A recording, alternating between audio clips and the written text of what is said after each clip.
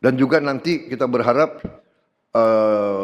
di daerah Papua pun harus ditanam kelapa sawit supaya bisa menghasilkan juga BBM dari kelapa sawit.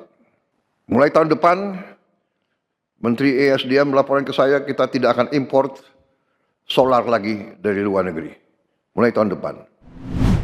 Selain swasembada pangan, juga swasembada energi. Jadi kita berharap tiap daerah juga nanti swasembada energi. Saya kira Papua punya sumber energi yang sangat baik dan Menteri ESDM juga sudah merancang bahwa daerah-daerah Papua harus menikmati hasil daripada energi yang diproduksi di Papua. Di samping itu, kita ujungnya nanti daerah-daerah yang sulit, kita harus dengan menggunakan tenaga surya atau tenaga air. Teknologi tenaga surya sekarang sudah semakin murah dan ini bisa untuk mencapai daerah-daerah yang terpencil. Juga tenaga hidro juga sekarang ada hidro yang mini yang bisa juga dipakai di daerah-daerah yang terpencil. Ini semua adalah supaya ada kemandirian tiap daerah. Kalau ada tenaga surya dan tenaga air, tidak perlu kirim-kirim BBM mahal-mahal dari daerah-daerah lain. Dan juga nanti kita berharap di daerah Papua pun harus ditanam kelapa sawit supaya bisa menghasilkan juga BBM dari kelapa sawit.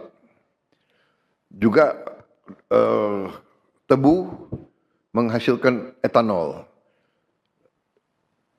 Singkong, kasava juga untuk menghasilkan etanol.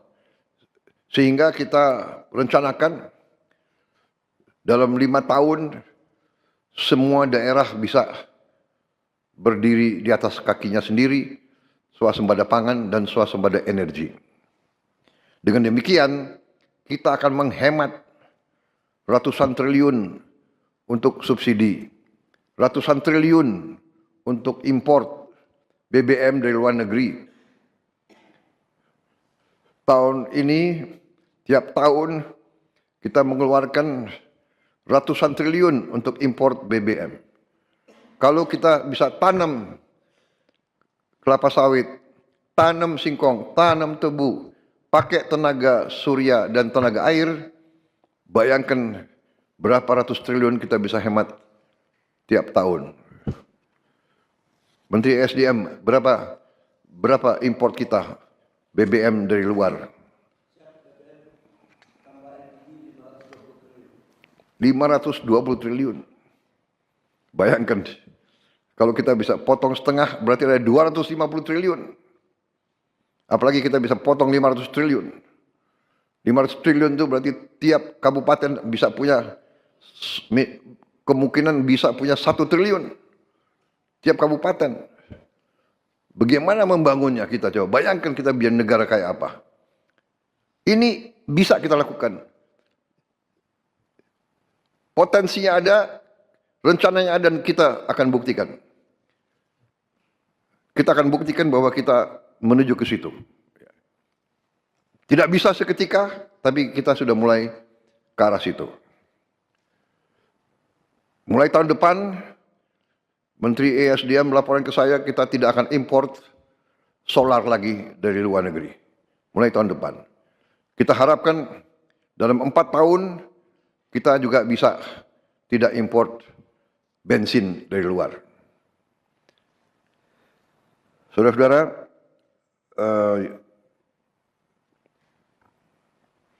yang saya minta para bupati, para gubernur, koordinasi yang sangat dekat sama komite dan sama pihak pusat dari Bappenas ya, dan menteri-menteri terkait, sehingga bagi kita jelas prioritas saudara apa.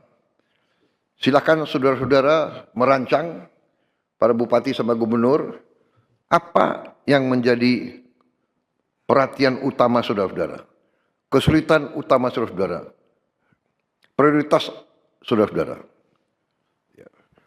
Tidak mungkin kita bisa selesaikan semua seketika. Tapi kalau kita punya prioritas saudara-saudara, kita akan cocokkan dengan kemampuan yang bisa kita lakukan sekarang. Yang jelas dana otonomi khusus, ya, yang tahun ini belum dicairkan, ya, Menteri Keuangan. Dana otonomi khusus Pak sudah dicairkan Pak semuanya untuk tahun ini 12,696 triliun Pak. Tahun ini. Ini akan dijadikan satu tahun depan. Tahun depan berapa dana otonomi khusus? Dana otonomi khusus tahun depan agak turun Pak. Di anggaran tahun 2026 itu sebesar 10 triliun. Jadi tahun depan kita akan punya 12 tambah 10. Yang tahun ini kan akan dijadikan satu sama tahun depan. Sudah catatan kami sudah dicairkan Pak yang tahun ini. 12 triliun lebih tadi. Sudah dicarikan? Sudah Pak. Tahun depan ke daerah-daerah? Sudah ke daerah-daerah semua Pak. Sudah ya berarti? Para gubernur sudah? Sudah?